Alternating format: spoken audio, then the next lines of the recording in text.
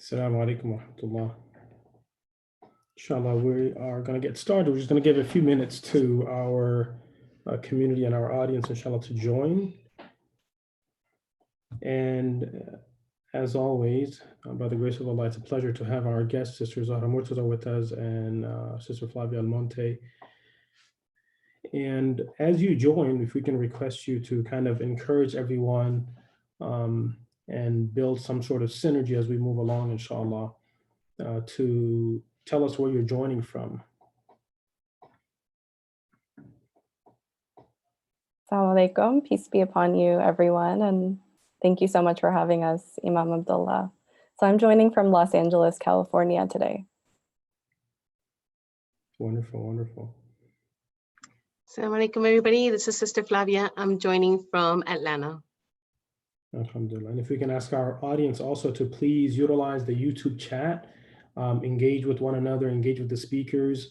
As you know, we're going to encourage you to ask questions as the conversation builds, inshallah. Feel free to ask questions. We'll take those questions. We'll try our level best to address those questions the best as we can. And as we, progress, feel to conversate, use the chat for your benefit, inshallah. So again, we're going to give a few more minutes to get started. And in the meantime, please feel free to, and we urge you to let your loved ones, family, friends know that the session has started so that they can join also. By the grace of Allah, yesterday we had a session. It was very beneficial. I found it very beneficial, and there was a lot of engagement on the YouTube chat. We were able to address many questions and actually address the questions as they were coming in. We'll try to do the same thing today. By the grace of Allah, we have two amazing panelists with us, and inshallah, I'll be hosting to the best of my ability.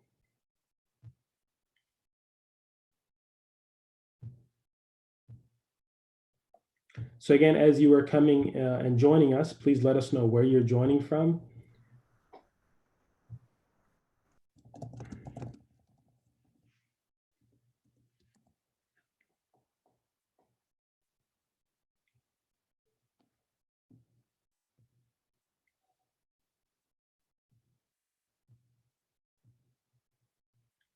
All right, so inshallah, we'll go ahead and get started now.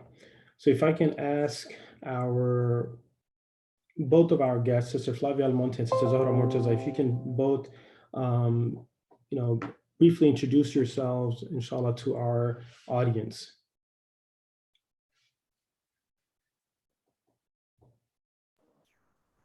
Sister Flavia, would you like to take it ahead? Okay, right. So my name is Flavia Almonte, and alhamdulillah, I completed my master's degree in marriage and family therapy.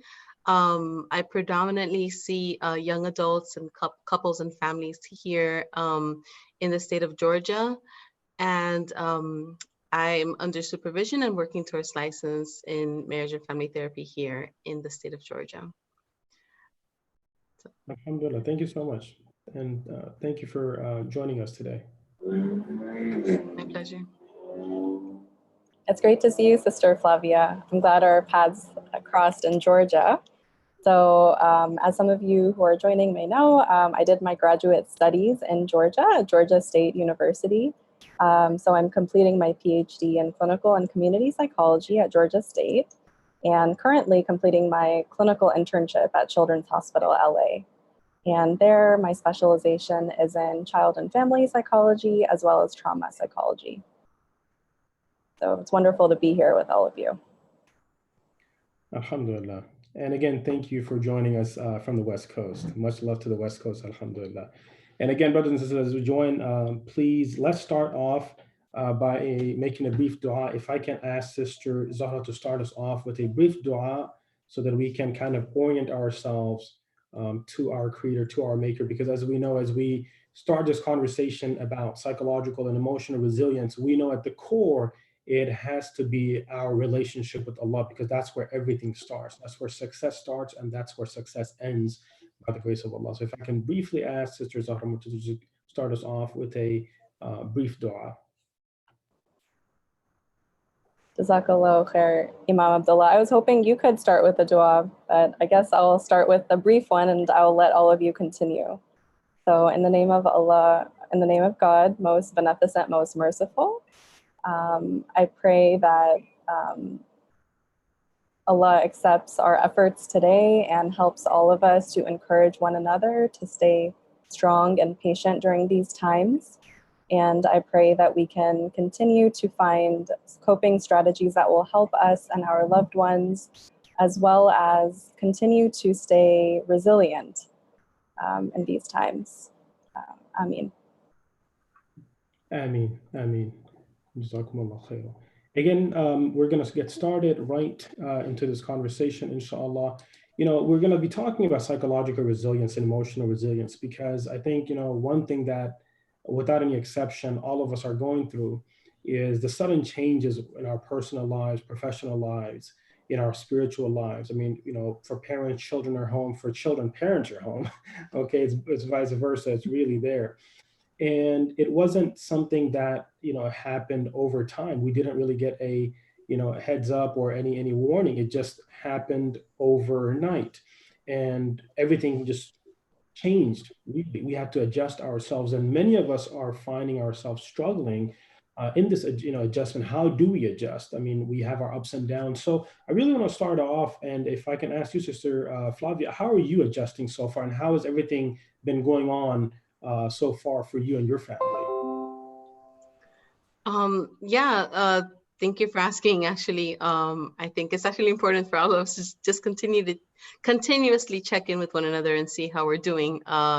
So yeah, in that spirit, I think like you said, I also had to make those adjustments. My children are at home with me now, and I'm grateful and very blessed and fortunate and privileged that I haven't, lost my job, and I can work from home. So alhamdulillah, I'm very thankful for that. I think that in my experience, I've had to learn how to make adjustments around my children's schedules, and what's been particularly challenging is finding a routine that can fit for my family, figuring out a schedule that would work, that would allow me to work from home while still tending to my daughter's needs, and adjusting to online learning, which I always dreamed of homeschooling, but never thought I'd be doing it, right? So here we are though. And like everyone, it's taking time to adjust. I think I mentioned in the last talk that I was a part of that one way that I have sort of taken back my own feeling of powerlessness in this global pandemic is by empowering myself and focusing on what I could do for others during these times. Volunteering efforts in the community has really given me some sense that at the end of the day, we are going to get through this, and just continuing to help others, even if it's making a phone call to a friend, has really grounded me.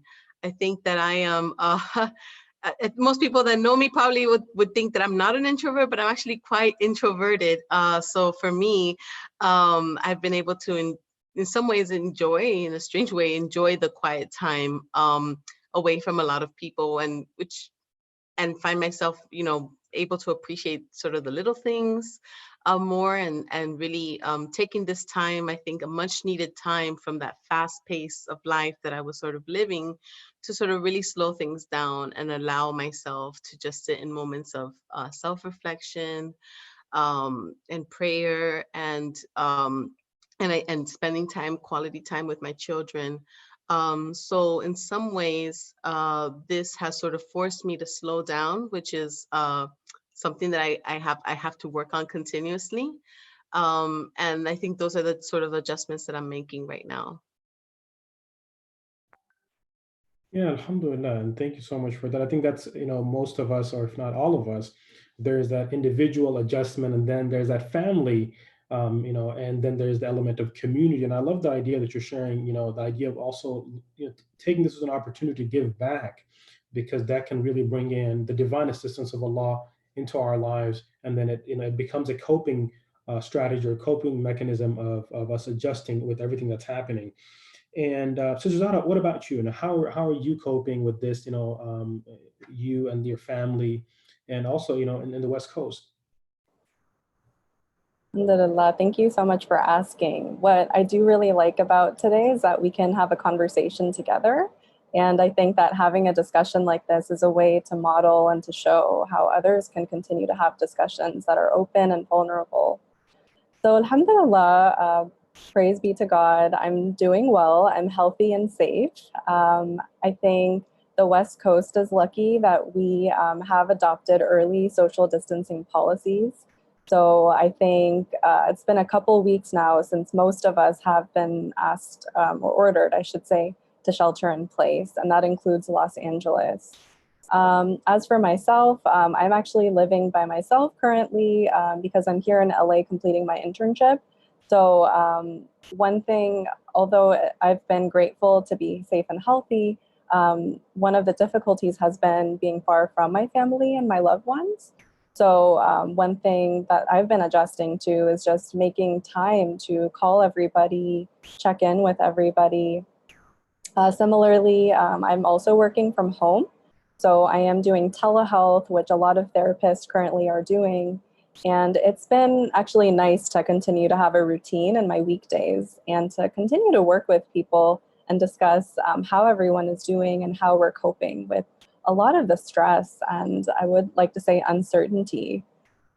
I think one unique aspect of the situation is that whether you're a therapist or whether you're an imam, whether you're a leader, whether you are just someone who wants to get by in your week, I mean, we're facing this adversity together.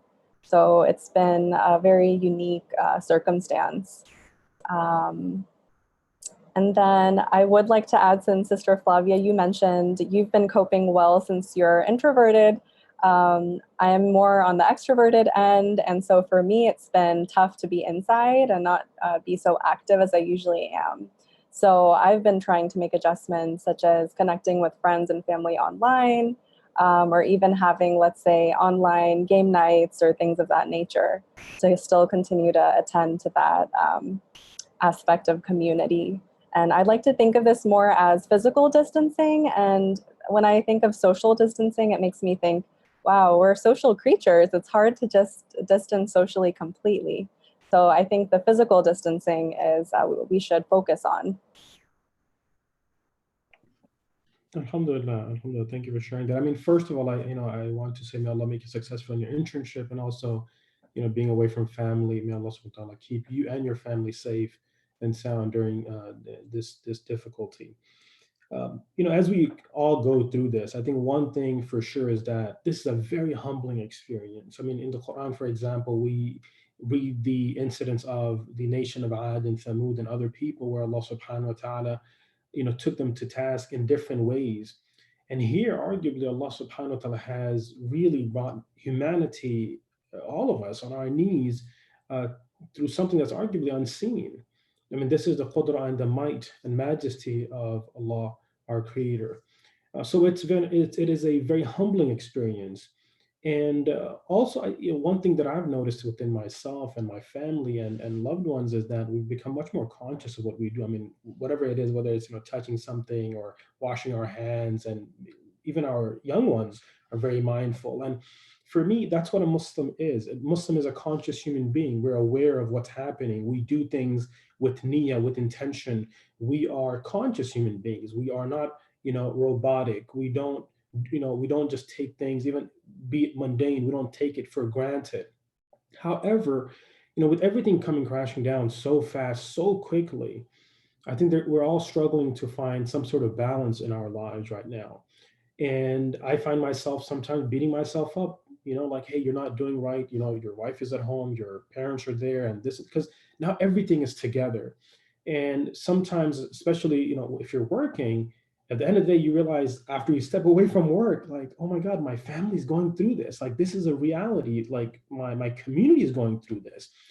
So we may find ourselves beating ourselves up, like, I'm not able to do this. And that's not fair, right? So how do we cope with this? So I'm going to ask Sister Zahra, how do we cope with this, where we find some sort of balance in our lives, and we're not continually, beating ourselves up and discrediting the efforts that we are able to make. So Zara, what would you say? How do we find that balance? How do we move forward with this? Yeah, that's a wonderful question. And I think it's this constant search for balance. I don't think balance is something any of us will achieve perfectly. In fact, it's something we make an intention for every single day, as you mentioned, living consciously. So I would like to say, first of all, that stress is a very normal human response. Every single human being is wired in a way to respond to threat and to respond to some sort of danger that occurs in the environment. So that sort of response is known as the fight or flight response. And you can add on actually freeze, fight, or freeze. And if any of us are faced with immediate danger, that is naturally how we are designed to respond. So for example, if any of us was in the outdoors and we came across a wild animal, our instinct would be to run probably, or, to do something, to take action. So that is something that we see in our daily life. Probably some of us become stressed with maybe work deadlines or certain family things, or with certain phenomenon such as this, which is a threat to our health and to our safety. So I first of all would like to say everyone is probably, and I mean, I will say we are doing our best in every single way. So as you were mentioning, Imam Abdullah, beating ourselves up is not going to be helpful because we are just responding in a very natural way as we're designed to respond. However, we can learn about what are helpful ways of responding in order to help ourselves not stay in fight or flight. Because imagine if you're always feeling that you're threatened or in danger, that is not something, first of all, easy to deal with constantly, and also can have an effect on our blood pressure, our immune system. And basically that's known as anxiety when you're constantly feeling overwhelmed or under threat. So today we are hoping that we can talk about some ways to deal with anxiety and to deal with that really heightened level of stress a lot of us are feeling. And then to bring that down to a level where we can manage that, God willing. So to answer your question, I guess there's no one way to find balance. It's really an effort and a struggle. Now I'll answer in a way that's personal, that helps me. I would say that what's in my control is what I can focus on. And that helps me to find a balance every single day. If something is feeling particularly overwhelming, I try to ask myself, okay, let's think about it. What aspect of this is in my control and what aspect is not in my control? And sometimes I even draw two circles, one circle that's smaller and then one circle that's right outside of it that's bigger. And I focus on the one inside, what's in my control, and then outside I'll write things that are not in my control. So for me, that gives me a guide towards planning my day. I would also just like to validate all of the human emotions that come with a pandemic of this nature. It's very normal to feel a variety of feelings every single day. And I'm sure each of us goes through a variety of those feelings, as well as everyone in our audience. So for me, a part of finding balance is just to acknowledge those feelings and to be compassionate with ourselves, to say, okay, I'm noticing that I'm feeling sad right now, or I'm feeling uncertain, I'm feeling anxious, and to really allow yourself to feel that feeling and to let that pass. So for me, that's also a part of submitting to God, is to acknowledge those feelings. I think that a lot of people, when we think about religion and spirituality, we think if we're religious, we'll never go through these ups and downs, or everything will be perfectly fine. But actually, when we look at our spiritual tradition, it's rich with examples of those who struggled, and yet they've been able to find strong faith in Allah and God while acknowledging those feelings. I'm reminded of our beloved Prophet Muhammad, peace be upon him, where when he was faced with the tragedy of the death of his son, he said, our eyes shed tears and our hearts grieve, but we do not say anything except what pleases our Lord.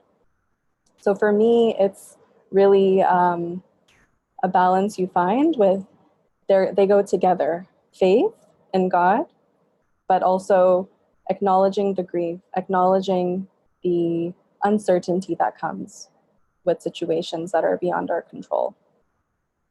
So those are a couple of things that I wanted to talk about. I'd love to hear about what you think, Sister Flavia. Finding balance. Yeah, absolutely. I think two examples come to mind, especially around these issues of submitting to the things that you are really out of your hands and out of your control. And it's a small example, but for me, this past week I had actually spent some time in the countryside with my family, and I had no internet, and it seems like such a small thing, but I was very stressed and worried that I wasn't going to be able to access my work information and work in a more remote location. And and my mom had to remind me, like, stop stressing out. You're here. You can enjoy time here with your family. And something clicked for me where I was like, you know what? Let me let go of this. I can always get back to this work. I can make up this work. Let me actually spend some time in nature. And I took a walk, and I soaked in some sun, and I ate good food with my family and spent time with my kids. And it was really the reset that I needed. And sometimes, you're trying so hard to fix a problem and you're pushing so hard at it and you're just stressing yourself out. The problem is still there. And somehow, if you just sort of let go of it, you find, oh, wait, this wasn't as big as I had made it out to be in my head. There was a solution for it. And I think that you say, like when you can submit and surrender, you can actually find so much more comfort and relief by doing so. So, of course, you still have to get things done, but it doesn't have to be this all-consuming thing that then lets you sort of lose sight of what's in front of you and what you can cherish. That's what comes to mind. Yeah, and thank you for those thoughts about finding balance and submitting. I found that it can be really hard, actually, especially with change schedules or some of the hardships that a lot of folks are going through that some of us may not have to go through due to having privileges, such as working from home being a privilege, or not worrying about the next rent being due, the rent check, things of that nature. I think can be really hard to submit and let go. One thing I wanted to add here is, like, one thing I've been thinking about is that all along, Allah was in control anyways. It's like he was driving the car of life.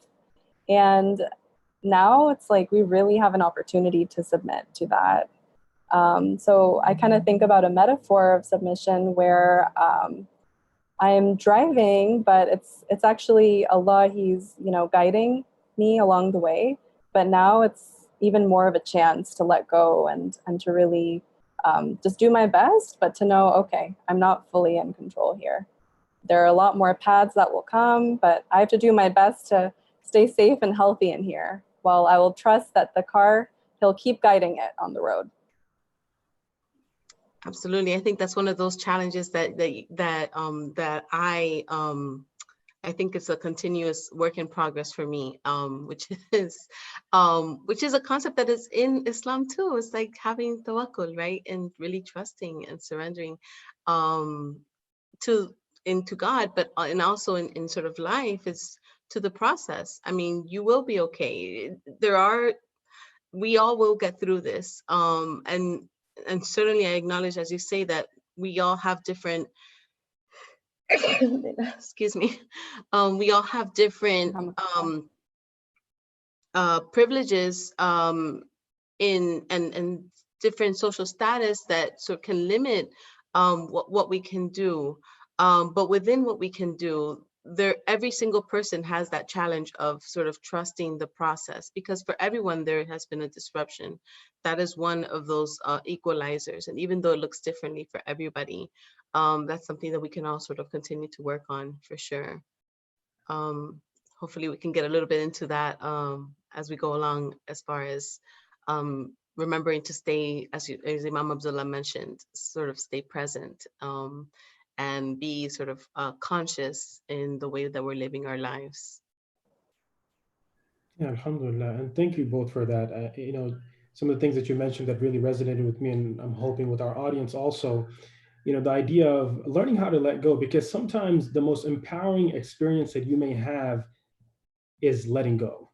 Because letting go means, oh Allah, this is in your hands now. And this is part of that humbling experience, that we realize we're not in control of our lives as we fool ourselves to think we are. We're not. And the idea that Sister Zahra mentioned, that balance is not a destination necessarily. Balance is a lifelong journey, and that's the struggle. And I would argue that's the test of faith, is learning to trust in the plan of Allah. As someone once said, that when things go according to my plan, I'm happy, but when things don't go according to my plan, I'm extremely happy and elated, because although they're not going according to my plan, they're going according to the plan of Allah, my creator and my sustainer. And that's the idea of tawakkul, and that's the idea of reliance. And dealing with this, there is that element, as both of our panelists mentioned, of addressing our emotions. This is overwhelming at times. This is difficult at times. Day in, day out, we're asked to change many things that we were doing, we got used to. So this is really, really out of our comfort zone for us, our children, our families, our spouses, and even in our professional life. So there is a lot of stress. And in the Quran, one of the most beautiful things that we see, if you look at the story of Moses, for example, of Musa, when he's told to do certain things by Allah, he really expresses his emotions when he says, for example, Rabbi inni akhaf, oh my Allah, I'm really overwhelmed by the idea of going and standing in front of Pharaoh. So the idea of checking in with our emotions, when we feel anxiety, when we feel stress. So on that note, I want to ask a question. This is a stressful time, so having stress and feeling anxiety, is that normal? What would you say, Sister Zara? Is that normal? Yeah, that is a great question. I would say that every single person has a different type of response in this situation. And there's really no one way to respond. As mentioned earlier, we as humans are biologically programmed to fight, flight, or freeze in the situation of threat or danger.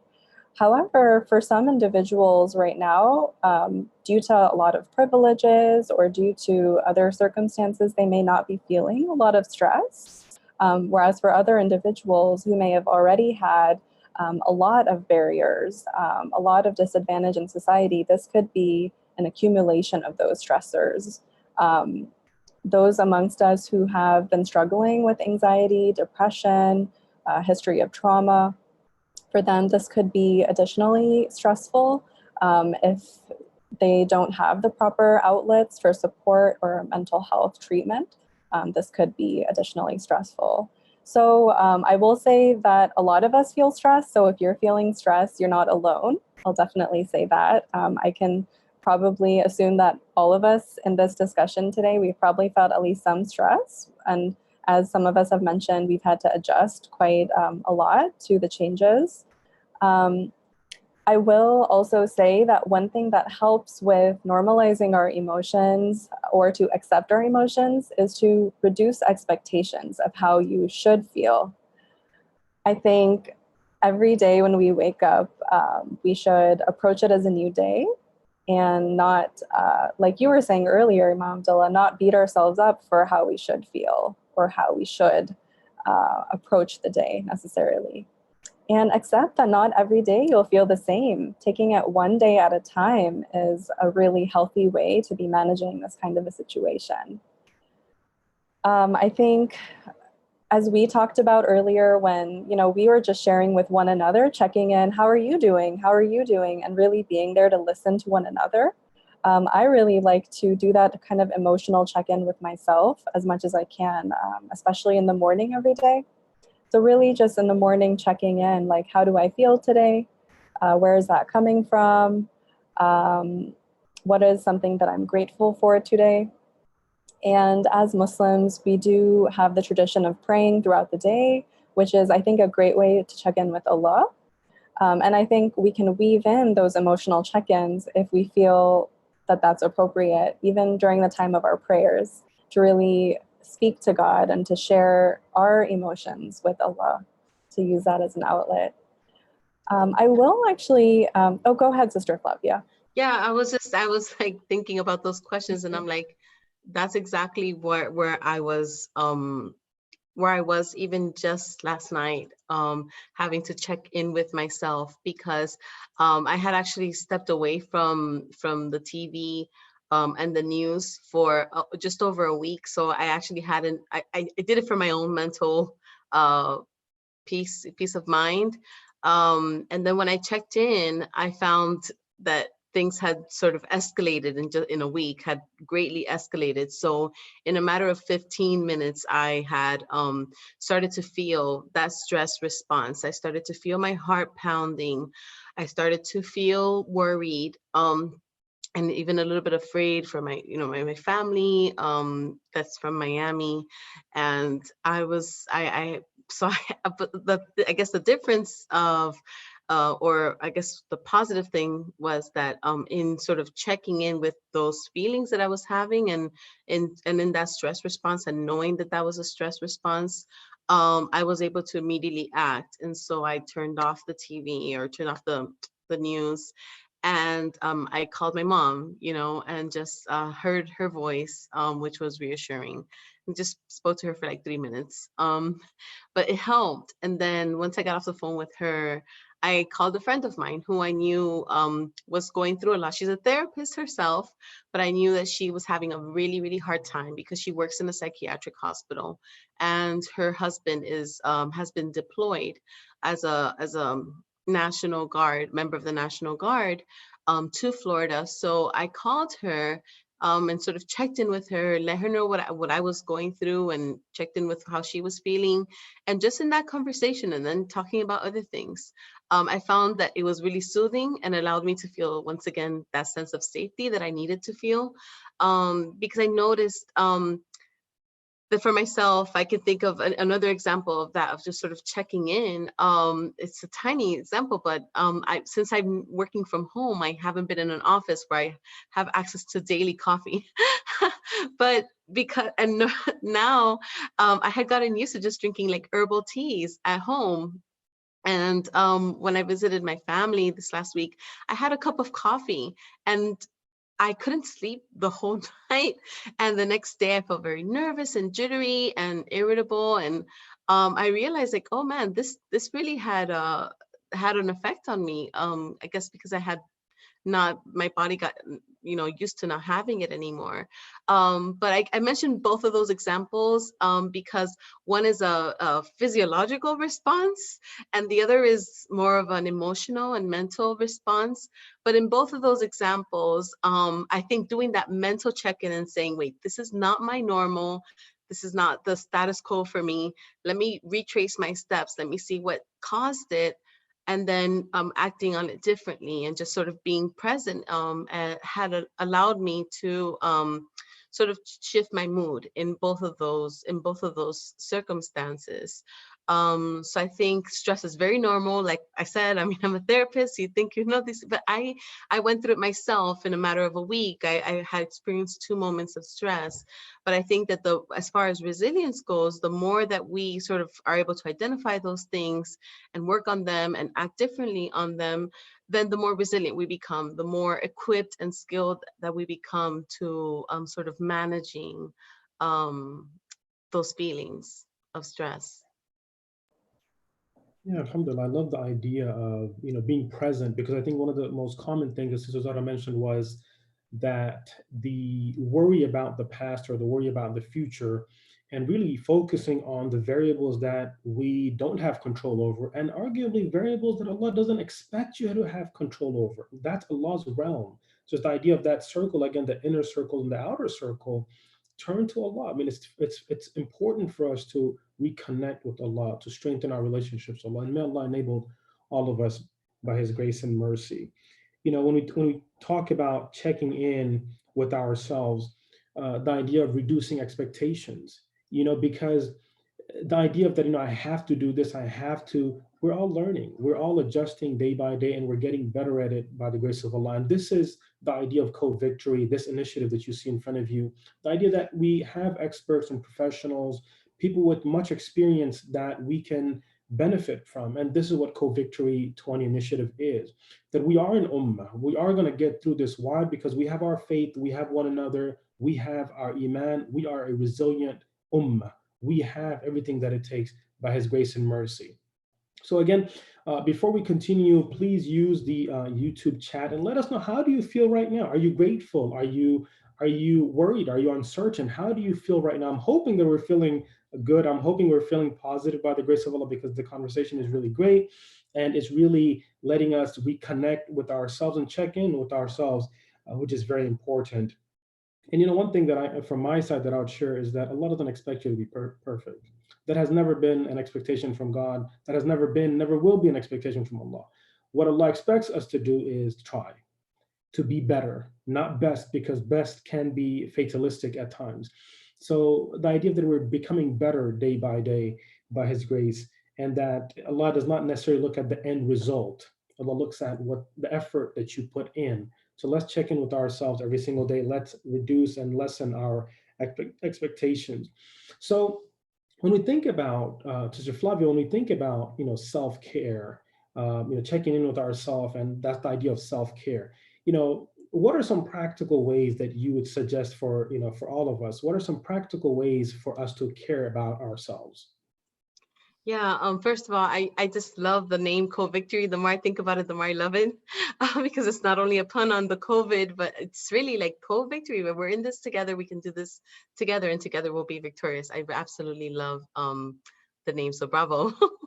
And I guess as far as, self-care, I think I talked about this last week a little bit, and even in the example that you gave, not having such a high expectation, or thinking that you need to be perfect, in that in itself is a form of self-care. So being gentle with yourself, just by doing that, by sort of being flexible, adjusting, being flexible in the process of adjusting to these changes, is a form of self-care. Because if you normally hold yourself at a very high standard, it's really easy to fall into this sort of defeatist mindset. So absolutely, that in itself, you answered it, is one way of having self-care. And I think about something that I use a lot with my clients when it comes to dealing with anxiety, particular if you have had trauma, or if you've experienced panic attacks, or just very nervous. One thing that helps is grounding techniques. So when we talk about grounding, it literally means like just establishing a sense of, I'm here in this moment, I'm safe, I'm okay. The surroundings around me are safe, and I'm not in immediate danger.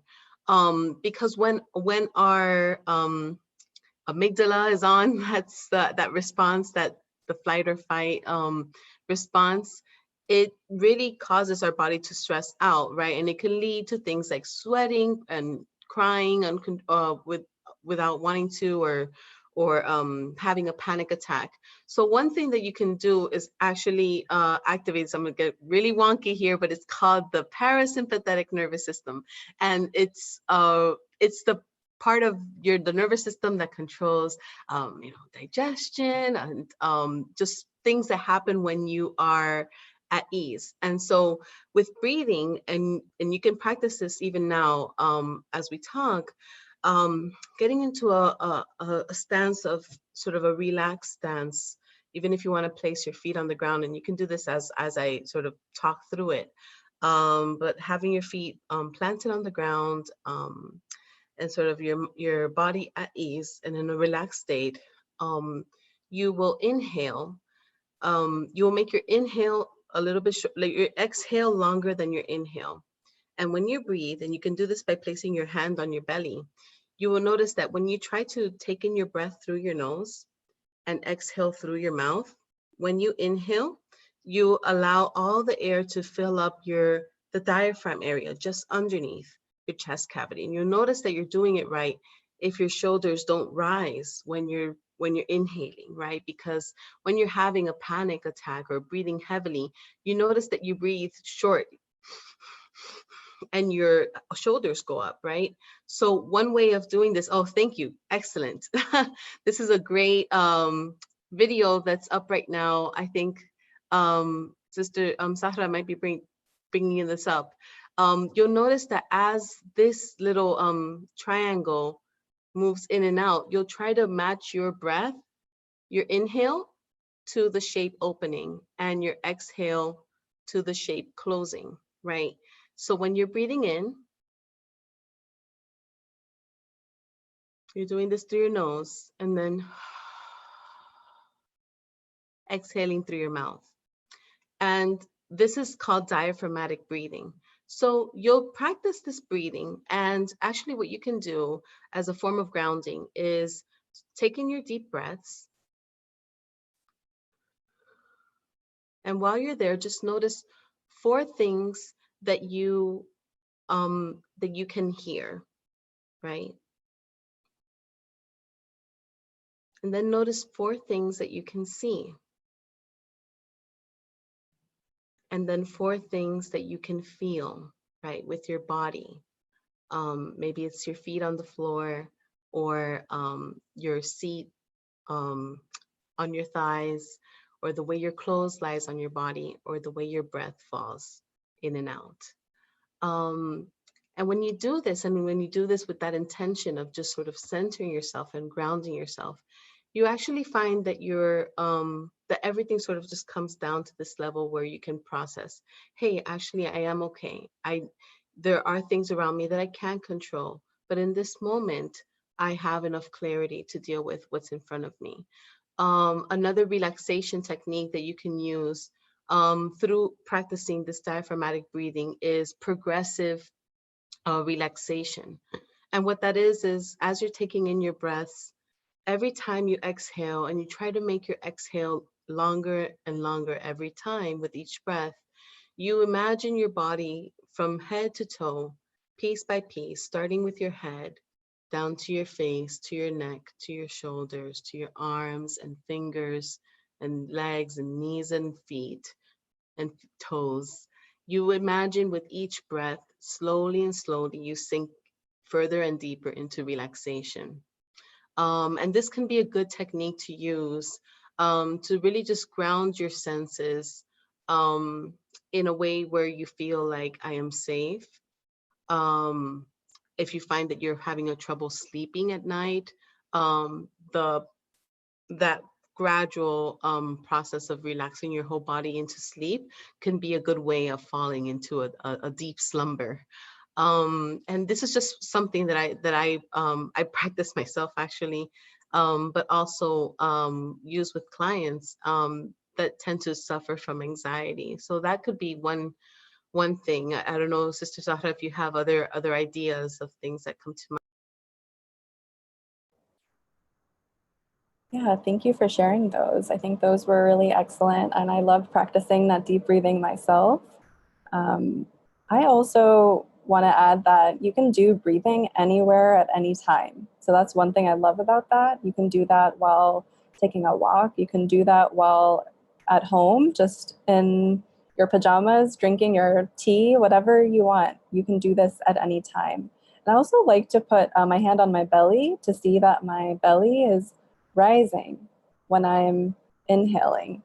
That's a really good way to slow down our breathing instead of breathing just very quickly. Slowing down can really help relax our whole body from that stress response. Yeah, I think another thing is like when you're taking in your breath, if you can hear your breath and you hear that noise of the air coming in through your nose, you're probably taking in too much air and too quickly. So if you just do it a little bit slower, then you'll find that you can breathe very silently, like taking your breath very slowly, right? Mm-hmm. And then exhale. Oh, you can go ahead and make that noise. It feels good. Mm-hmm. Absolutely. So I absolutely love the breathing recommendation.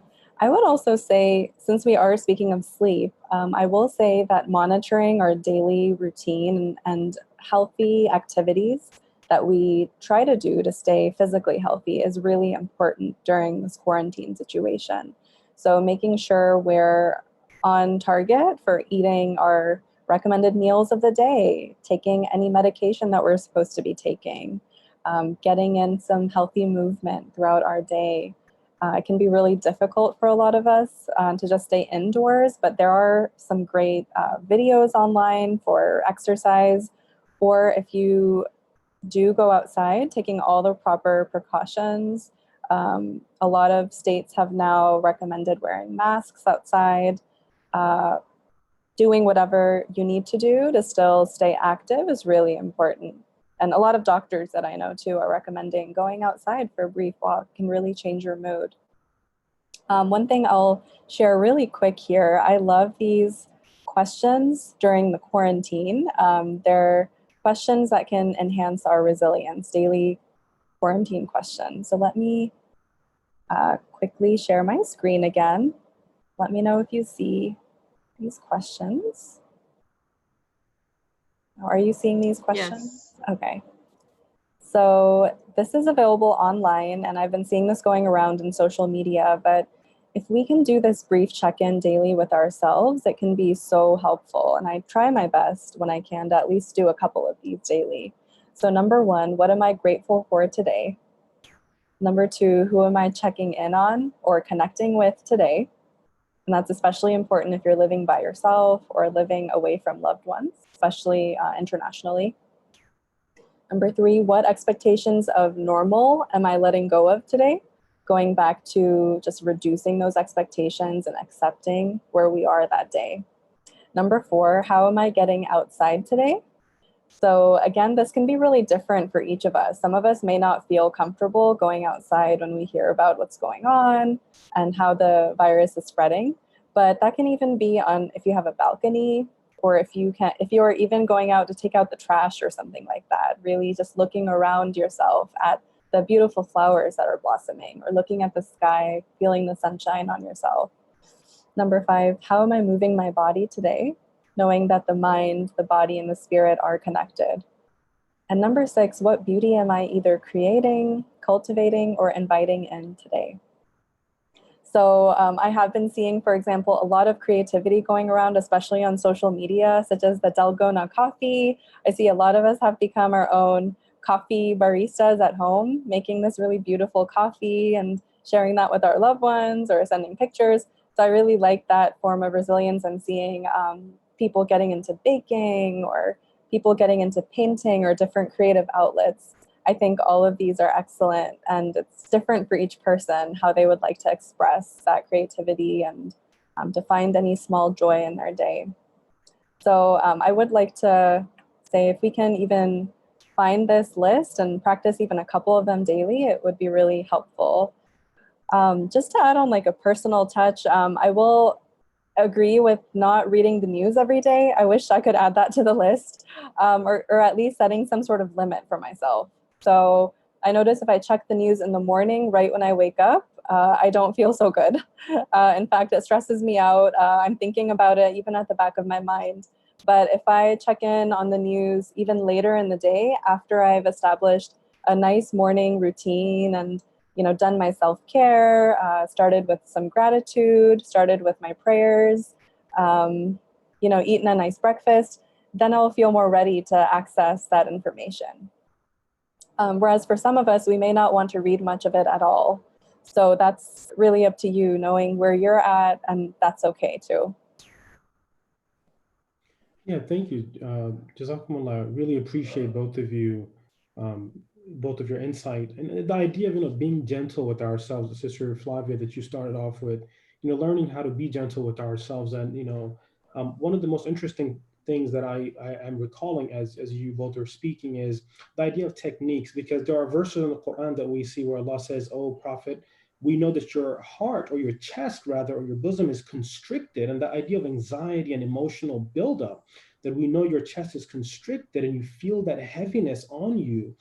And then Allah prescribed him different ways to deal with that. So there are times where Allah prescribed the Prophet techniques to be with positive company. So the idea of checking in with somebody, The idea of relaxing, in Surah Kahf, where the Prophet is overwhelmed by the conditions of the world around him and of the small minority Muslims in Mecca, where he is trying to convince the leadership for justice, love, and tolerance, and at the same time inviting them towards the deen. And he's really overwhelmed with everything that's happening. And Allah subhanahu wa ta'ala reminds him, لَعَلَّكَ بَاخِعٌ نَفْسَكَ, that, oh Prophet, it seems as you will run yourself thin, or you'll harm yourselves if you continue going the way you are. You have to slow down. So the emotional address in the Quran through every prophet that's there, and more specifically our beloved messenger Muhammad, peace and blessings be upon him, and all of the messengers. So the idea of bringing in techniques within our lives, and why are we stressing on this? Because one thing that we know is the quality of your life depends on what you choose to focus on. If you and we don't choose to focus on things that we can control, then the things that we can't control, and Allah knows there are many, the things that we can't control will overwhelm us, right? So the idea of checking in, the idea of being kind to ourselves, these techniques, the idea of breathing, right? And just on the note of breathing, one of the things that I like to think about, as one of my teachers used to tell me, that learn how to rely on Allah. Allah knows how incapable we are, that the most basic necessities for us sustaining ourselves, Allah hasn't even left that to you. Breathing, your heart beating, the basic functions of our body, which we need to survive, Allah hasn't even left that to ourselves.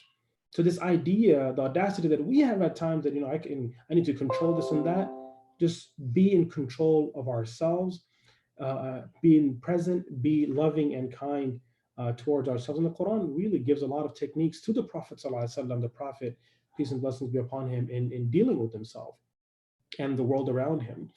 And when we're speaking about staying connected, a lot of us are wondering about self-care when it comes to family nowadays, because we're dealing with family. So how do we deal with family self-care these days? What would you say?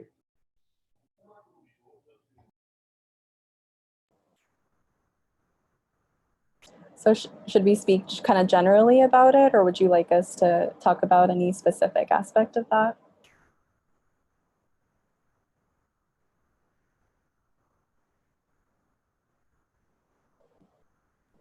I know you both have different areas of expertise, so could you share some ideas of how to help our families? Absolutely.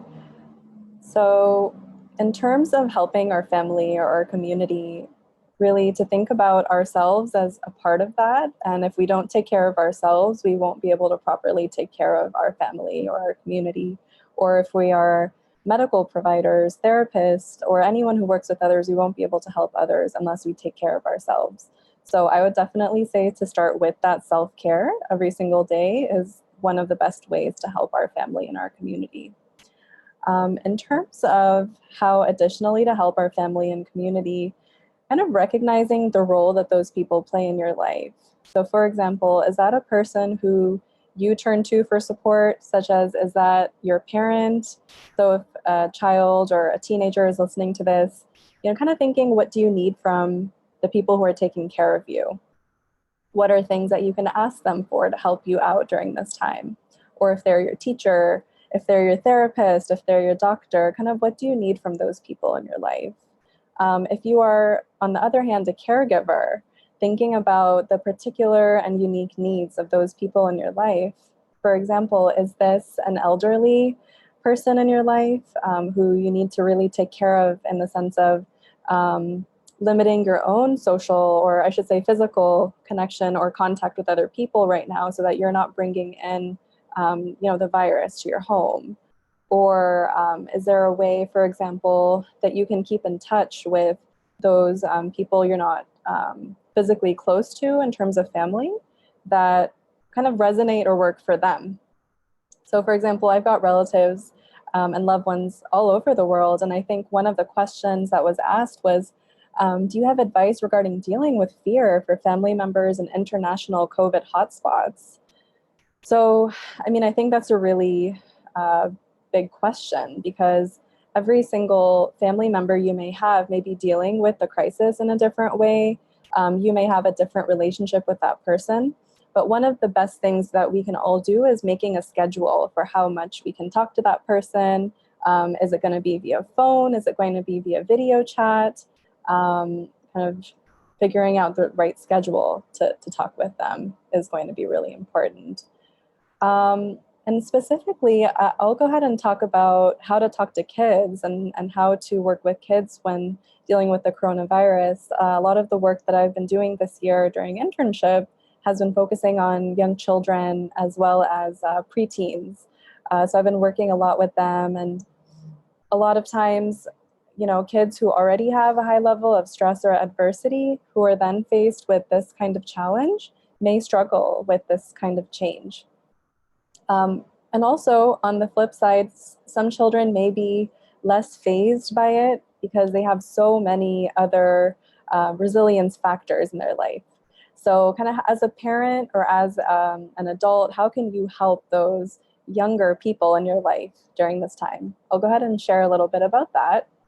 So first of all, even before I get started, I want to add that Sister Flavia here is a parent. So I want you to be able to jump in here and share from your personal experience, if that is working for you, or if you want to add on any like personal gems that you found.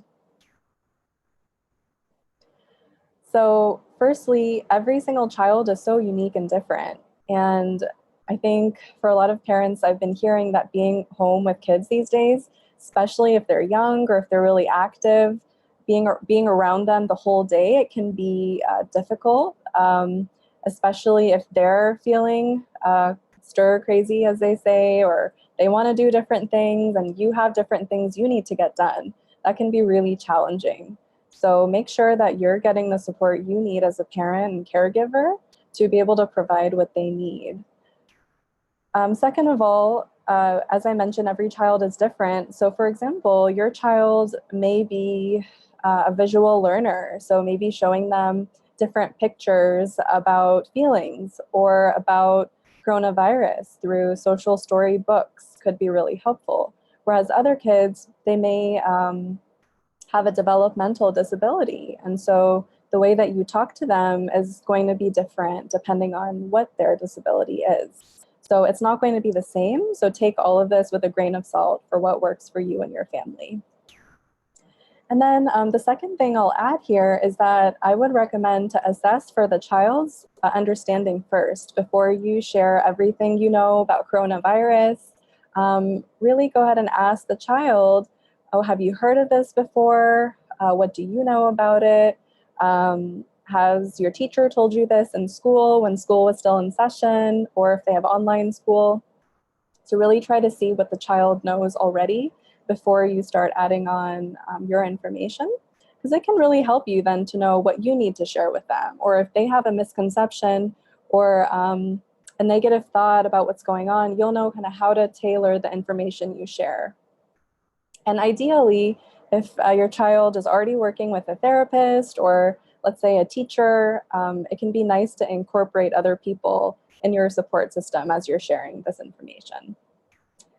So one of the resources I like to share with parents, I will show it in a second on screen share, but part of what this PDF does is it talks about emotions with kids to really ask, how are you feeling when you hear of coronavirus? So to really assess how they're doing in general, how they're feeling about coronavirus in particular. For a lot of kids, being out of school is one of the biggest changes. School is something consistently present in their life as a routine throughout the year. And that is the primary setting outside of the home where they're learning to socialize.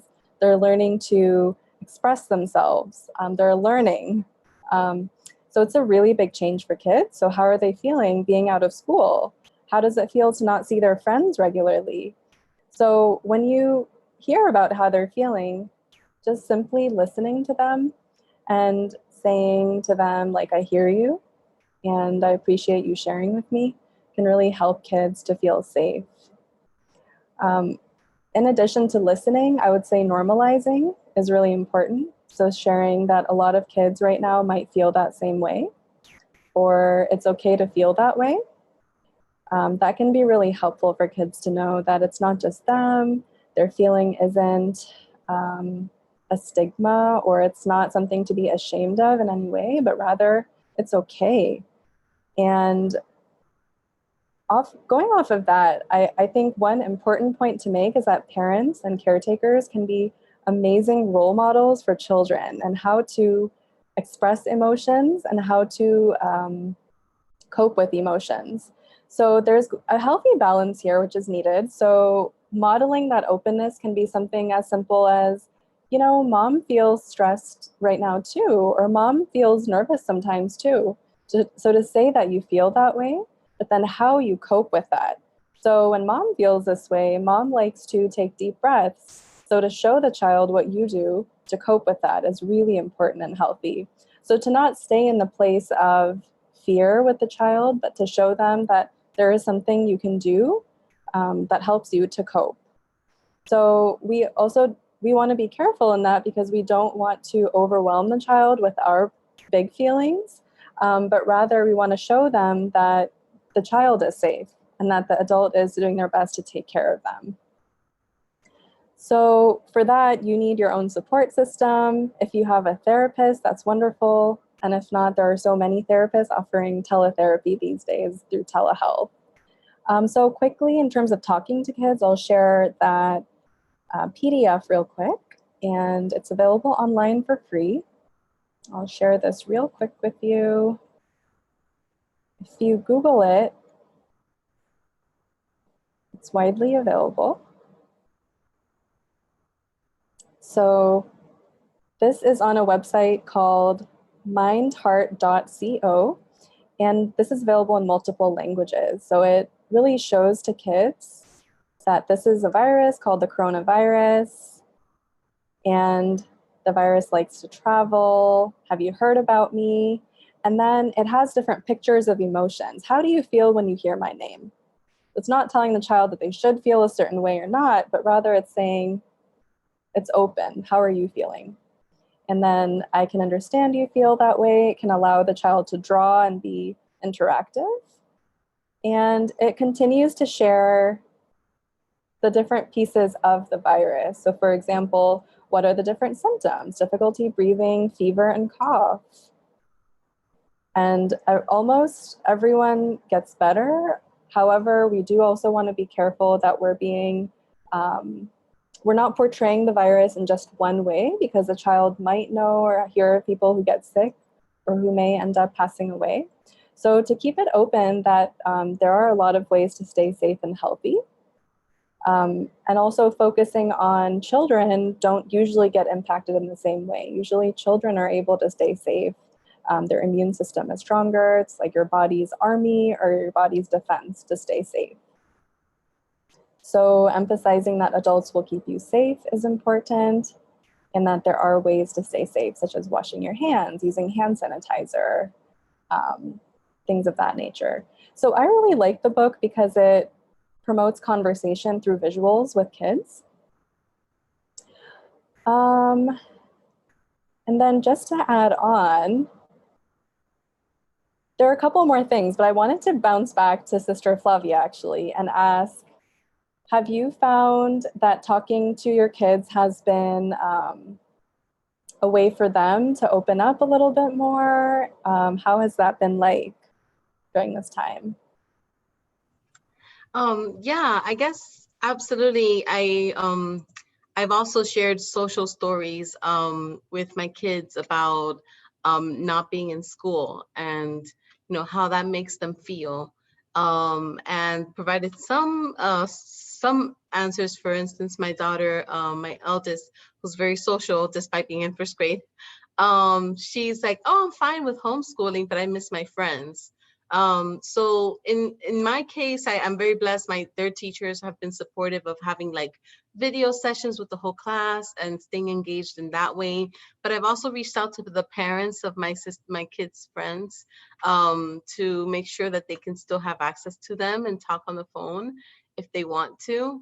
But absolutely talking to them about making sure that they wash their hands, and watching videos about washing their hands, watching this Sesame Street has this great resource now that they've created all around COVID-19 and staying safe, and it's very, very, very, very cute and very, very appropriate for smaller age children. Um, and I think that I am also very mindful of making sure that they're not responsible for my big feelings, as you say, and just I think remaining open to doing different activities, but at the same time, yes, I am very mindful. I'm like, okay, wait, don't touch your face. We're out while taking a stroll. Don't touch your face. Wash your hands, and we try to make it fun. But absolutely, that's something that's come up for sure. So I relate to that a lot. Thank you for sharing that. I think getting that parent perspective is so crucial, because I've been hearing from a lot of parents that they want to be this perfect homeschooler or someone who's doing the exact same thing that they were doing at school. And I think Yeah. it's important in this regard to also reduce that pressure on yourself to do everything so perfectly. Everyone is learning day by day, including Absolutely. parents. Yeah, I think when you mentioned earlier that sometimes we have children that do have special needs, and when when your child is receiving that support, 8 hours of support, reinforcing whether it's some developmental needs, speech or fine motor skills or gross motor skills, and suddenly you don't have that, that can be very overwhelming as a parent. But I think it's important to reach out to your school's lead teachers, your special education teachers, so that they can really link you with some of online resources of activities that you can do, free activities or low cost sensory toys that you can get. I've recently learned of this balancing disc, which is this small inflatable seat cushion. I wish I could show it. That you can sit the child down on their seat. So if they have problems, like if they have ADHD, hyperactivity, or trouble focusing, they can, sort of use that as a, fidgeting around their seat so that they can actually focus on doing their online classes. But as you say, we have these expectations of ourselves, like how can we meet the same role of someone who studied for years special education or early childhood education, as our beloved teachers have. But I actually came across this fact from the National Board of Professional Teaching Standards, that homeschooling is actually, you don't need to concern yourself that they're not going to get 7 hour a day of homeschooling, because for elementary, it's sufficient to have 1 to 2 hours of school. For middle school, 2 to 3 hours, and for high school, 3 to 4 hours is actually enough to get the amount of education that you need to pass. So we really don't need to stress ourselves about that, because our teachers are equipped to modify their curriculum to online learning. And as I said, as far as professional teaching standards, 1 to 2 hours a day is actually sufficient for our kids. And we can spend the rest of that time really, doing enriching activities with them, puzzles, sensory toys, Play-Doh, sand play. Usually, I think people have gotten really creative during coronavirus to come up with all sorts of family game nights and activities to sort of keep the kids entertained. And so that they don't lose that social engagement, they can still chat with their friends online. They can still have, they can still play virtually with their friends. There's a lot of things that kids can still do to sort of keep those social emotional development going, strong, while still receiving the academic support that they need. So yeah, lean in on our teachers. They're amazing. Thanks for sharing that, Sister Flavia. I think for a lot of kids who have special needs, like you were mentioning, this is a really big change, especially if at school they have something called an IEP, an individualized education program or individualized education plan. And I think if you have that open communication with the child's teacher or the school counselors, it can be really nice to talk to them and ask them, like, how can I as a parent continue to do some of those things at home that can help my child? So like you said, I actually never knew about that disc. So that's a really nice recommendation for kids. They're not used to sitting in front of a screen to learn. If there's something they can hold in their hand, if let's say they have a hard time sitting still or if they have ADHD. I also personally like Play-Doh. So I just like to keep this with me. And if I'm even in a meeting and I'm getting bored, I'll just take some Play-Doh out and keep it in my hand. It actually helps me focus too. I I think think it's so so. normal. I Yeah. mean, I have like this little gadget that I just keep flipping in my hand because Uh-huh. it's also a very normal thing to do, to have Yeah, something to keep you focused and exactly. sort of centered. So we can only expect that from our kids, if even as adults we have something that we use and Hmm. fidget around. I think Exactly. there's actually a question about should we worry for teens or worry about teens who seem unfazed by all of this. Um, that's a good point. I wonder if you have Mhm. any insights about that, or if you've seen that in your clients right now. Mhm. That is a really good question. And it's hard to know actually what to say when we don't know the specifics of the situation, since I don't know who exactly is asking the question and if there are other life circumstances that are important to consider.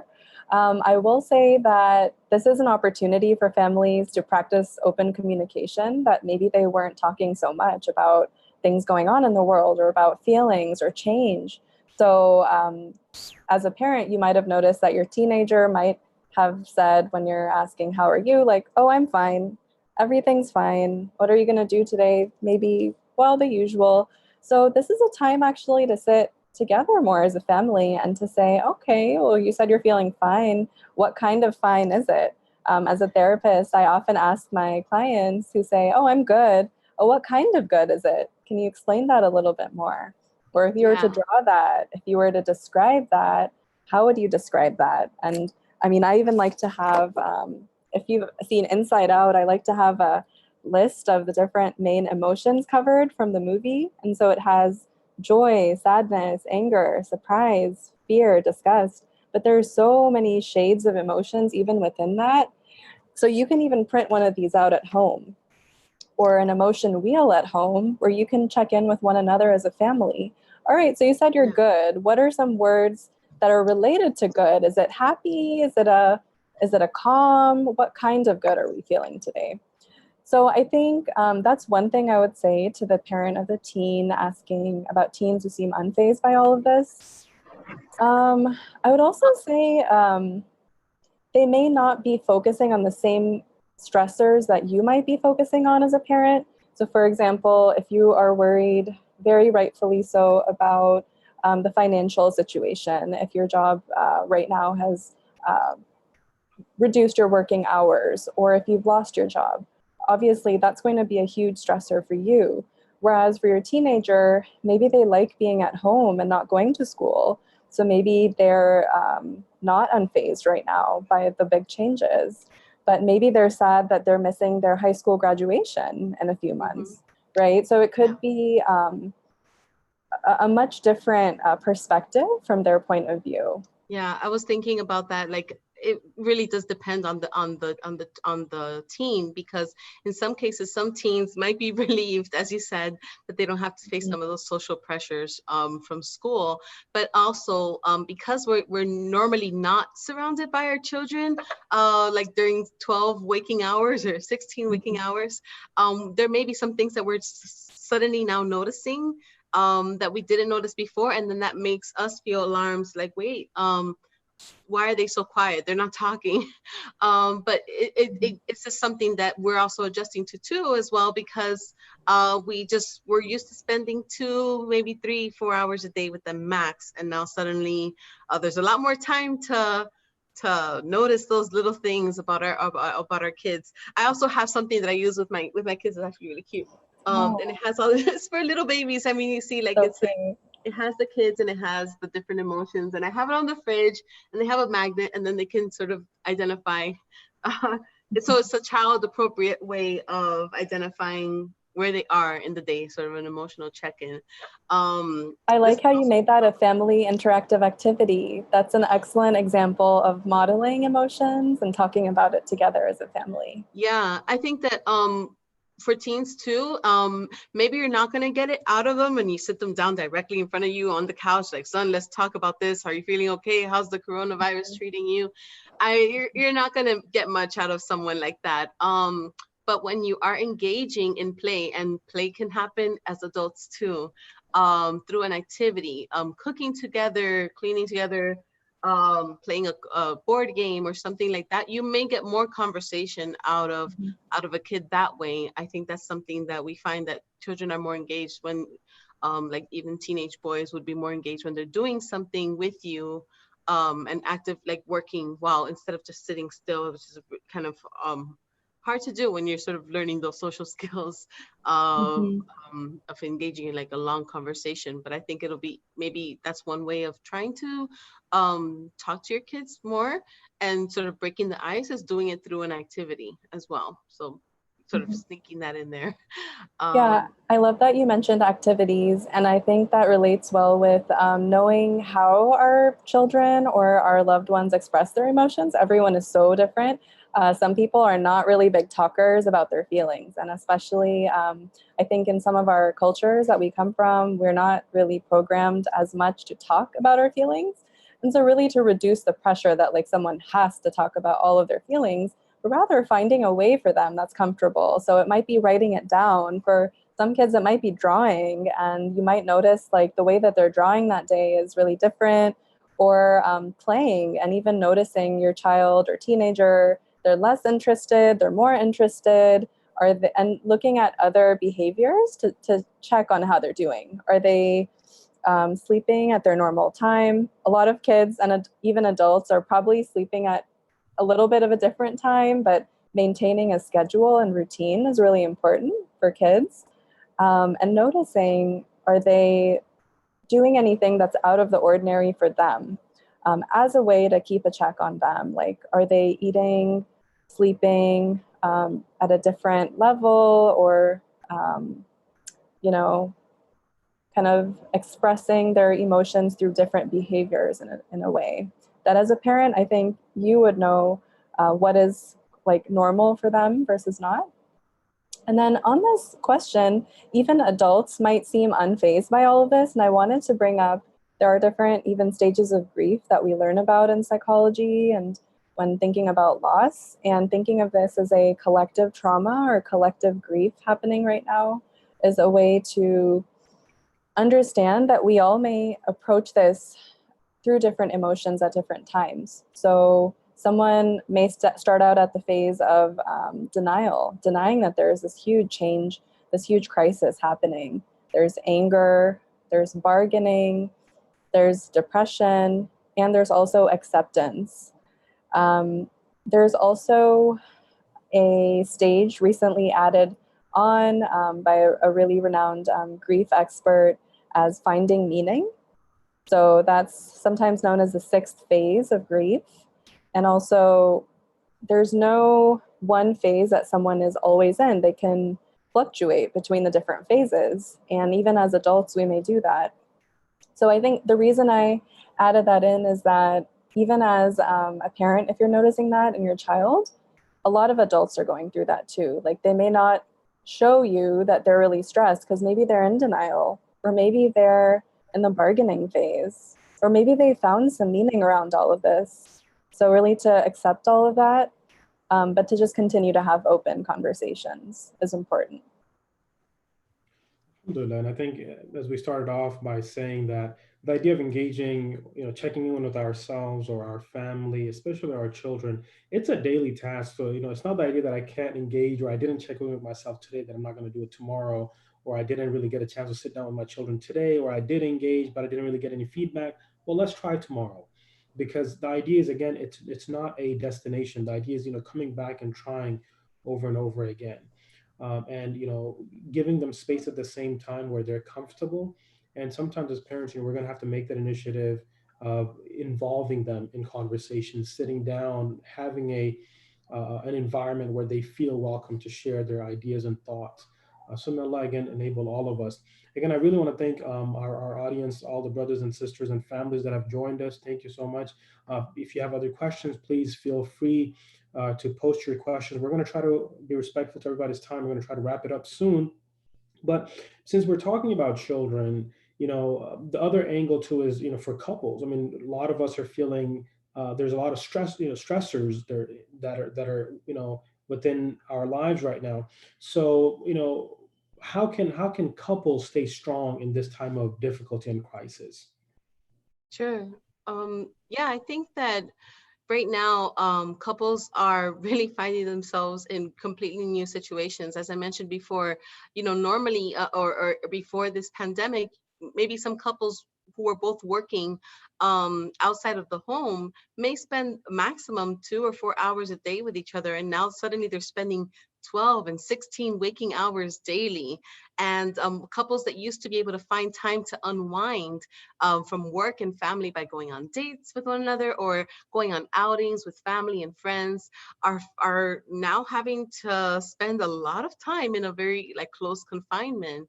Um, they may find that there's no respite, there's no break.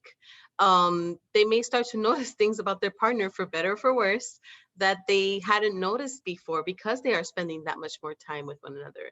It can lead to having a newfound respect for one another. It can lead to some challenges, and adapting to each other's personalities and our habits.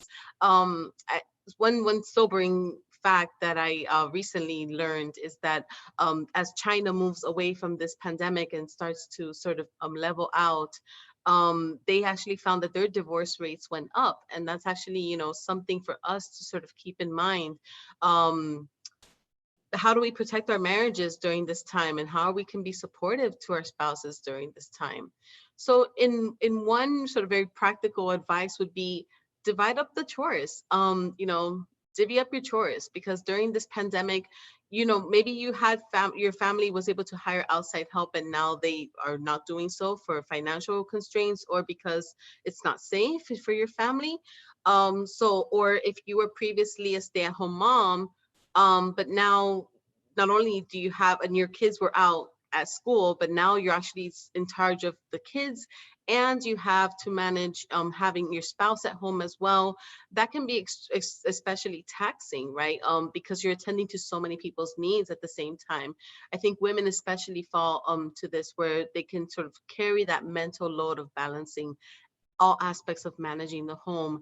And this can be very draining when it feels like you're doing double the work now. Or if you're having your in-laws staying with you to keep them safe, and how that can even be tripling the load.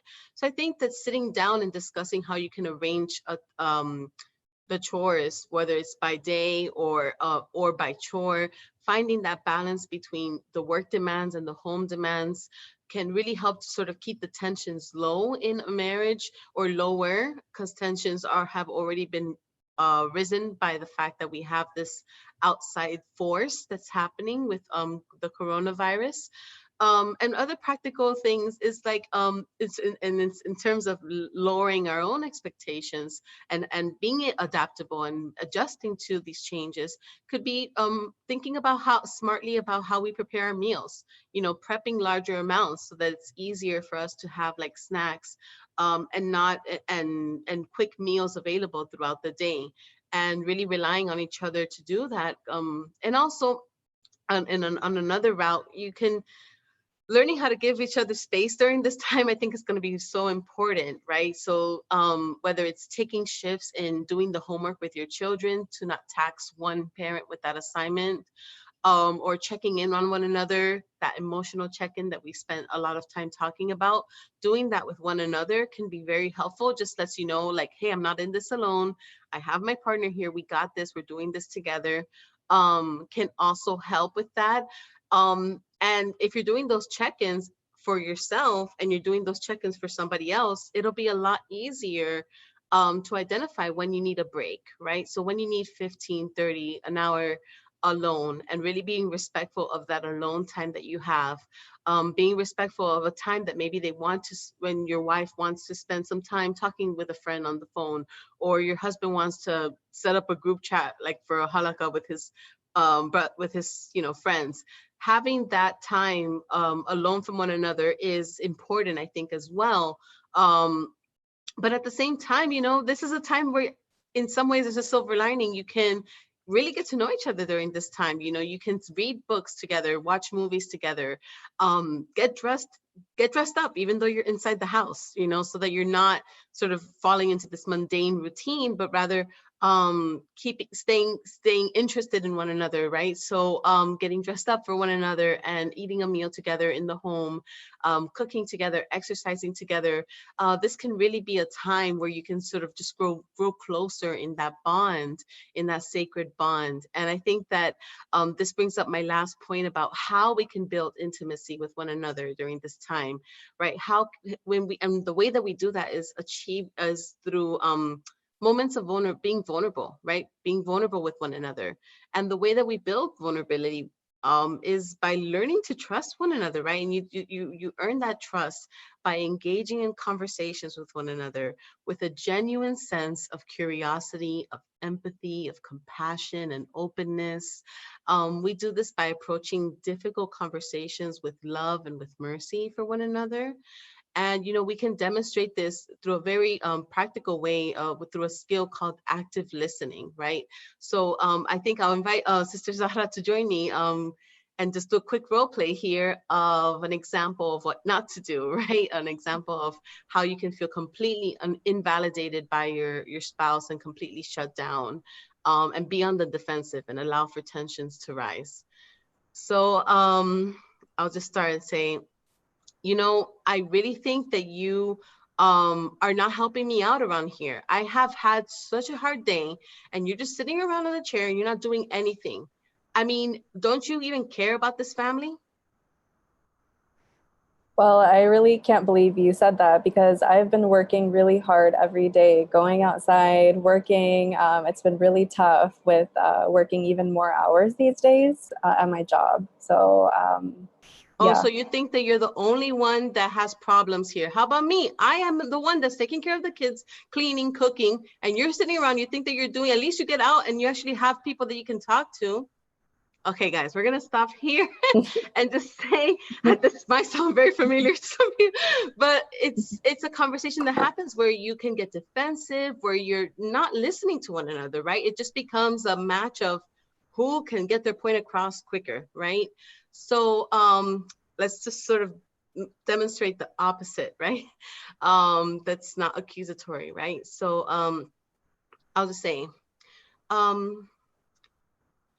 so I gotta say, I've been feeling pretty overwhelmed and pretty stressed out right now. I've just been having a hard time managing the kids and work and everything. And I don't know, I've just been feeling really, really stressed out. I don't know do you have a minute to talk about this? Is now a good time to talk about that? Yeah, thanks for sharing that with me. It sounds like you have a lot on your plate these days. I know there's a lot going on. Let's definitely talk right now. Oh, okay. Thank you. I'm so relieved. I mean, I really need to sort of just get this off my chest. So thank you. I guess I've been really struggling with feeling a lot of doubts around if I'm even doing a good job right now. And it's had me feeling down in the dumps. And I think I've noticed myself even being a bit more like nippy and irritable. And I think that it has to do with that. And I've just been really having a hard time with everything that's going on and trying to balance the life here in the house. Yeah, I mean, you're taking care of 4 kids and you're working online. So it's a lot, I'm sure. And I hope you know that you're very appreciated in the home. Thank you. I think I've been sort of doubting myself. So it's really nice to hear that, like, you can understand that it has been a lot. And so I don't know, it's just really comforting to hear that. So thank you. Mm-hmm. Yeah. Is there any way that you feel I can be supportive right now? Well, I think sure. I think that it would maybe be helpful if we could plan some of our meals throughout the week together, just so that it's a little bit less throughout the day, to think about. And yeah, I think that that would be helpful. Is that something that maybe we could think about doing? Yeah, definitely. I think that, usually we try to eat more fresh meals every day, but we can work together to think about which leftovers we can use throughout the rest of the week. And I also want to try to help more if I can. I've been feeling kind of stressed out too since I've been working more hours, and there's just so much uncertainty with the coronavirus going on. Yeah, I guess I totally get that. I mean, you have been really put under a lot of stress because you actually have to expose yourself every single day, and I think that that's something brave that you're doing, but also something that I appreciate that you do that for this family. And also thank you for listening and being so accommodating, because it's going to be super helpful in the days ahead. So we're just going to end this here.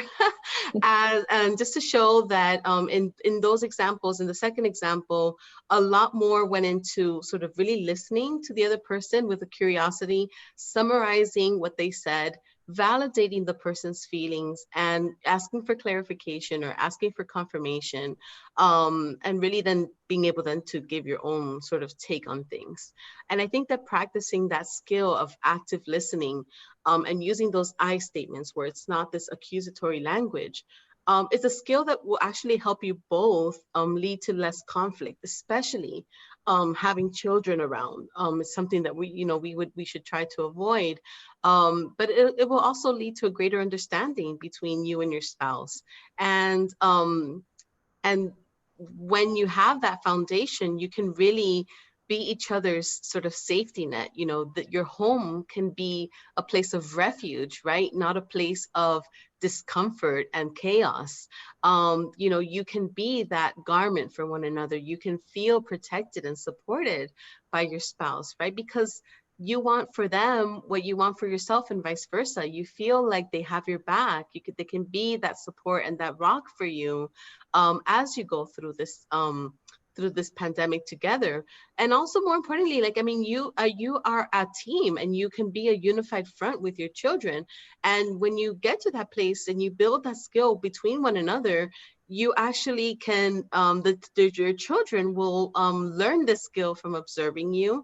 And in the long term, it helps you have success, or having success, have them have success and have successful relationships in their lives, because it's a skill that they've learned and modeled after their parents. So it's a win-win situation there when you learn how to listen to one another with compassion and with mercy. And I think that just to close, I think that this is not a concept that is foreign to Islam, but rather Allah says in the holy verse of in Surah Ar-Rum in chapter 30 verse 21, and of his signs is that he created for you from yourselves mates, that you may find tranquility in them, and he placed between you affection and mercy.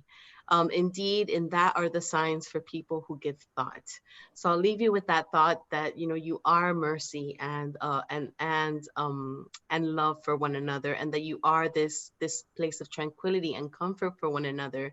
And we can really get there by sort of practicing those skills of listening more empathically to our spouses, and engaging in those vulnerable conversations with them. And that can be that source of resilience for us during a time that would otherwise be detrimental to a relationship. Thank you for sharing that, Sister Flavia. I think that communication is something that is such a common factor across relationships. And a lot of us will find ourselves either, even if it's not, let's say, a partner, but they might find themselves stuck in the same home with their family for a much longer time than they had expected, or they may find themselves by themselves. And that can also be really hard if they want company right now. So I think regardless of what situation you're in, just be compassionate with yourself and continue to practice that communication with other people who you love in your life. And I think especially for those who do want to get married or who are looking to get married, I think right now can also be an opportunity to develop more self-understanding of, yourself, work on good habits, things of that nature. And that can also help with later, inshallah, like you were saying, communicating in marriage. So using this time how we can to grow, inshallah, is, I think, going to help all of us, regardless of what situation we're in. So I think with that, we've summarized a couple of areas within the family system, which we can work on to build resilience. And I think from what Imam Abdullah has shared with us, there will be future sessions. And we have so many different qualified mental health professionals within Atlanta and across the country who are stepping up to initiatives like this. I am sad that we couldn't have interaction face-to-face with the audience. I'm hoping that in the future we can have more of a forum for that. And on that note, we've been thinking about perhaps setting up Zoom sessions, or we can even have smaller breakout groups so that the audience can participate with different professionals. And so to have that supportive space online, I think, is a way for us to build resilience with one another. Since we know social support can get us through so much, especially during times of crisis. So stay tuned for that. I don't know if you want to add something on that, Imam Abdullah, about the future plans. I mean, Jazakumullah, thank you so much. Definitely, you know, as I said before, and I'm really saying it now and sharing with you, the idea of co-victory is us coming together, sharing resources, bringing experts so that we have access to them, getting help, because this is a time of help. And this is the idea of ummah, the idea that we share a same fate as human beings, as Muslims, and in earning the ridha and the pleasure of Allah subhanahu wa ta'ala. Allah subhanahu wa ta'ala enable us. And with that, again, I want to thank all of our audience, brothers and sisters, and families for joining us this evening. Thank you so much. Again, please keep us in your dua. Make dua for this initiative. May Allah make it successful. We're going to have many more guests coming on board. So join us next Saturday, Sunday, inshallah, as we talk about finance and as we talk about education. So we're going to have experts, teachers, and educational experts coming on board. We're also going to have financial experts coming on board and talking to us and sharing with us ideas and strategies on how we can better handle ourselves, our personal finance, our business finance, and also how can we better ourselves, because most of us are dealing with e-learning with our children. How can we better engage and become better as we are trying by the grace of Allah. Also, please feel free to subscribe to the Care Georgia YouTube channel, so that way you'll get notifications right to your phone, and also join the Facebook Co-Victory Facebook group, inshallah. And as I end, I just want to make one note on the verse that Sister Flavia had mentioned, where Allah subhanahu wa ta'ala says in Surah Ar-Rum that وَمِنْ آيَاتِهِ, from the signs of the grandeur and the might and the majesty of Allah, is that خَلَقَ لَكُم مِّنْ أَنفُسِكُمْ أَزْوَاجًا, that Allah has created from you your spouses. And the beauty here is min anfusikum, from you. The idea that your spouse is insan, is a human being. They have strengths and weaknesses, and they feel happy and sad, and they are good at things. They're not so good at things. The idea to understand that our spouse is a human being. They are just like us. This is affecting them just like it's affecting us, if not more. And the best way to help them is to be there for them. And communication.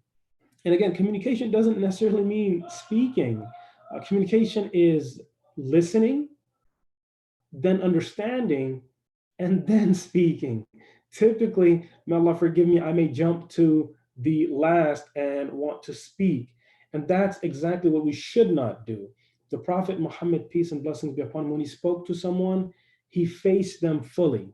He listened to them, he understood them, put himself in their shoes, and then he engaged. This is what he taught us. So may Allah enable us and beautify us in the character of our beloved Muhammad, peace and blessings be upon him. And the word وَجَعَلَ بَيْنَكُمْ مَوَدَّةً, that Allah has put between you mawadda. Mawadda is the external display of love, which is internal. The word mawadda means how you enact love. So if I give my wife a gift, that's mawadda. The emotion inside is hub, which is love. So what Allah is telling us is that we have to learn how to enact and show our love and not just say, but you know I love you. We have to go beyond that and enact our love. So may Allah enable us to show our love for ourselves by checking in with our children, by checking in with them, with our spouses, by being their pillar of support in this life as long as we live. Ameen ya Rabbil Alameen. So I want to end with a dua. May Allah accept this gathering of ours. May Allah accept all of us, our families. May Allah make this easy for us. May Allah subhanahu wa ta'ala enable us to go through with this and make this a means of our iman, strengthening our families, coming closer, enable us to go closer and engage with the Quran, better our prayers, better our relationship with Him by His grace and mercy. Ameen ya Rabbil Alameen. Again, Jazakumullah, thank you so much for joining. And inshallah, we look forward to seeing you next week. And please keep in mind, mental health, psychological resilience is a very important, and it's very important that we continue. So we are looking forward to having our guests and more experts coming on board. We're thinking about doing special Zoom sessions where you can have face-to-face interaction, where you won't see me as much, but you can deal with them and talk to them and engage with them more, inshallah. So again, thank you so much. Assalamu alaikum wa rahmatullahi wa barakatuh. Assalamu alaikum. Assalamu alaikum.